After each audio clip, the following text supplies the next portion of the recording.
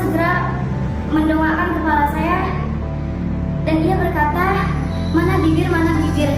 Sedikitnya kekerasan seksual menimpa 45 mahasiswa di 2 kampus. 15 siswi sekolah dasar di Cilacap, Jawa Tengah menjadi korban pencabulan. Korban mengaku ketakutan dan trauma. Memperkosa anak kandungnya yang kekerasan seksual, Kekerasan seksual, pelecehan seksual, kejahatan seksual,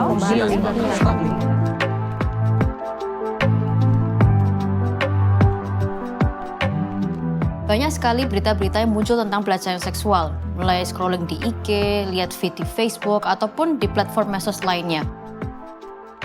Bisa nggak sih satu hari aja nggak ada berita tentang itu? Nah, apa sih dimaksud dengan pelecehan seksual itu sebenarnya?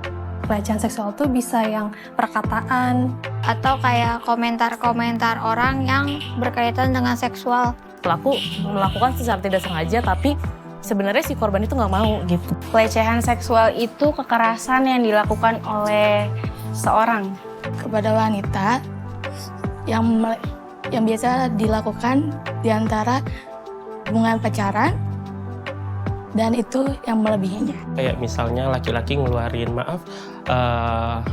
barangnya atau gimana, nunjukin ke perempuan itu. Kayak dicolek-colek lah atau diledek-ledekin di bagian sensitifnya seperti itu juga sudah termasuk pelecehan seksual menurut saya seperti itu. Kalau terkait sama perundang-undangan di Indonesia ini sayang sekali belum ada aturan yang jelas dan definitif menjelaskan tentang pelecehan seksual, bahkan sampai kekerasan seksual gitu ya. Padahal kalau kemudian kita kembali pada definisi pelecehan seksual, kekerasan seksual, pelecehan seksual, ini segala bentuk perbuatan, baik lisan, tulisan, verbal, non-verbal, jadi isyarat pun yang mengindikasi tindakan-tindakan terkait dengan seksualitas orang, tentang tubuh seseorang yang membuat orang tidak nyaman, terintimidasi, merasa malu, ini bentuk pelecehan seksual sebenarnya, bentuk kekerasan seksual. Nah, setelah mendengar bentuk-bentuk dari pelecehan maupun kekerasan seksual, sekarang itu kapan sih sebuah aktivitas itu dikatakan sebagai pelecehan seksual? Kalau misalnya di satu tempat itu karena mereka saking akrabnya gitu kan, terus manggil hai gitu, tanpa ada tendensi kayak oh dia kan objek seksual, tapi lebih ke manggil karena mau nyapa, dan orang ini nggak merasa terganggu, sebenarnya nggak apa-apa. Cuma kadang-kadang kan kita suka berpikirnya selalu kalau hai cewek itu pasti melecehkan. Konteksnya itu daerah situ memang saling akrab atau tidak gitu. Kalau memang mereka melihatnya adalah si cewek juga manggil hai cowok gitu kan, ternyata sama aja, ya mungkin tuh cara mereka berkomunikasi. Kalau begitu, apakah sebenarnya kekerasan seksual itu? Kegiatan seksual yang dilakukan secara maksaan sih. Seperti pelecehan ya. Satu tindakan yang gak dipengenin korban, tapi si pelaku ini maksa gitu. Fisik kayak paksaan. kekerasan seksual itu atas dasar paksaan. Paksaan atau pemaksaan kepada seseorang. Perilaku kejahatan, seks yang si korbannya tuh nggak setuju, jadi nggak sama-sama mau, jadi itu kekerasan seksual. Lalu apakah perbedaan dari kekerasan dengan pelecehan seksual itu? Biasanya orang kemudian akan bikin hierarki ya antara kekerasan seksual, pelecehan seksual gitu. Padahal sebenarnya pelecehan seksual ini kan masuk di dalam kekerasan seksual juga. Jadi kekerasan seksual ini kan kategorinya banyak. Ada dari pemerkosaan yang paling mudah, tanda kutip ya, artinya kita mudah gitu untuk lihat buktinya dari mana, kapan kejadiannya, kronologisnya, sampai ke tindakan-tindakan yang mungkin hanya siulan.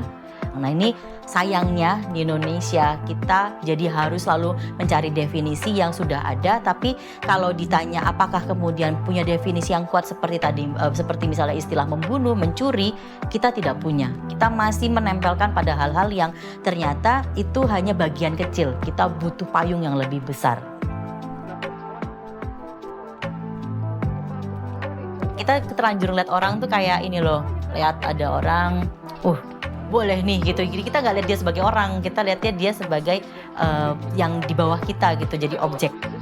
Nggak pernah tentang orang nafsu sebenarnya, tapi tentang dia merasa berkuasa, dia mau buktikan bahwa dia tuh berkuasa gitu. yang paling banyak mengalami kebetulan perempuan, karena mindset di dalam masyarakat itu perempuan seperti komoditas, jadi dia properti dari tubuh yang lainnya gitu. Nah, konteksnya kan berarti laki-laki terbiasa dibuat berpikir bahwa perempuan itu adalah milik dia, jadi boleh diperlakukan apapun. Tapi kita juga harus bisa buka mata, ternyata setiap orang kalau melihat orang lain selain dirinya adalah lebih subordinat dari dia, lebih rendah dari dia, menganggap bahwa dia adalah objek saya, maka setiap orang tuh pun bisa mengalami pelecehan seksual, termasuk laki-laki, dan tidak selalu dari laki-laki ke perempuan, perempuan ke laki-laki, bisa juga laki-laki ke laki-laki lain, perempuan ke perempuan lain. Kekerasan seksual terhadap perempuan dan terhadap laki-laki itu kira-kira apakah bentuknya sama? Kekerasan seksual dari cowok ke cewek sih ya yang aku paham, kayak pemerkosaan. Mungkin begal payudara juga gitu. Cowok belum pernah lihat sih sejauh ini, belum pernah dengar. Kalau cowok diucapin tentang alat vitalnya kayak gitu. Mungkin kayak sodomi. Ya gitu, kadang-kadang ada cowok yang suka goda-godain, ngajak ke hotel, kayak risih aja gitu, itu kan termasuk pelecehan seksual. Ternyata perjalanan untuk mendapatkan definisi yang sama tuh masih panjang banget. Dan dari sini kita bisa tahu kalau ternyata kekerasan seksual itu bisa dialami oleh perempuan maupun laki-laki. Laki-laki juga banyak kok yang menjadi korban. Cuma ini jarang dibicarakan. Cowok tuh dianggap harus kuat kan. Jadi kalau dia ngalamin kekerasan seksual, kok bisa sih? Kok nggak ngelawan sih? Harusnya yang diperkosa itu perempuan, bukan laki-laki. Kok malah kamu yang diperkosa? Atau dia ngalamin diperkosa oleh laki-laki lain yang mungkin lebih dewasa. Maka dia akan takut juga untuk melaporkan itu, atau takut untuk mengkasuskan itu, atau cerita bahkan ke temannya sendiri untuk mendapatkan dukungan. Rata-rata kalau itu korbannya laki-laki, itu pada takut dianggap gay. Homo lu ya, gitu. Hal ini diperkuat dengan adanya studi yang dilakukan pada tahun 2020, menyatakan bahwa 33% laki-laki itu mengalami kekerasan seksual, spesifiknya pelecehan seksual. Dan mayoritas laki-laki yang mengalami kekerasan seksual ini memilih untuk bungkam. Salah satu hal lagi juga yang membuat saat laki-laki menjadi korban itu semakin berat mengkasuskan kekerasan seksual yang terjadi, tidak ada payung hukumnya untuk laki-laki. Misalnya di KUHP, yang menjadi korban itu hanya perempuan. Tapi bagaimana dengan laki-laki yang sudah dewasa atau melewati usia di bawah umur? Kalau di bawah umur ada payung hukumnya, baru aja ada beberapa tahun terakhir.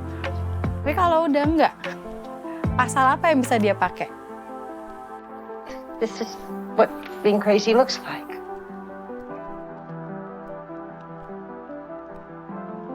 Siapapun yang mengalami kekerasan seksual baik perempuan maupun laki-laki pastinya memiliki sisi traumatis dan akan terdampak terhadap sisi psikologisnya mereka.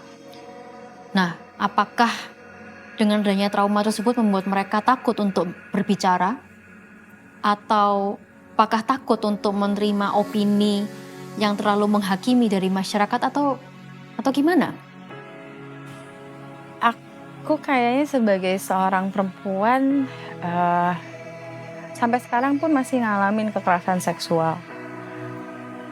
Aku ngalamin kekerasan seksual itu sejak kecil, pada saat masih usia TK, kemudian saat SMP juga ngalamin pelecehan seksual dari pacar pada saat itu. Saat SMA ngalamin perkosaan juga oleh pacar sendiri. Baru lulus SMA ngalamin perkosaan lagi dari mantan. Jadi trauma kekerasan seksual yang dialami oleh seorang korban itu tidak akan bisa hilang dari ingatannya, dari hidupnya. Itu tidak bisa dihapuskan. Trauma itu bisa sangat-sangat berlapis ya, tidak hanya melulu berkaitan dengan kejadian kekerasan seksualnya, tapi bisa juga sesudahnya. proses-proses yang berhubungan dengan kekerasan seksualnya. Misalnya ketika seorang korban melaporkan kasusnya ke polisi gitu, lalu kemudian di kepolisian dia malah justru mengalami diinterogasi.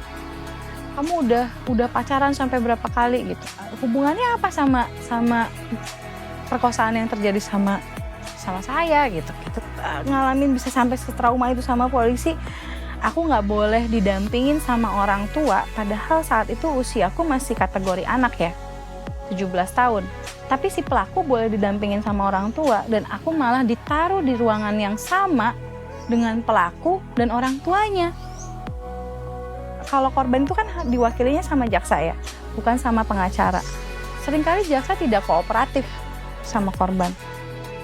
Kalau nggak ada tim lawyer waktu itu, nggak ada tim pengacara yang bantuin untuk mantau kasusnya, sama sekali aku nggak bakal tahu bahwa BAP-ku dipalsukan.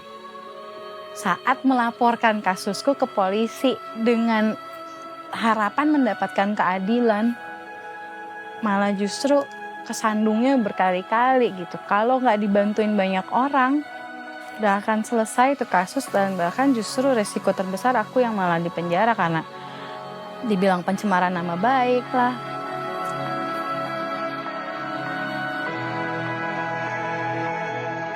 Apakah rancangan undang-undang tentang tindak pidana kekerasan seksual dapat disetujui untuk disahkan menjadi undang-undang?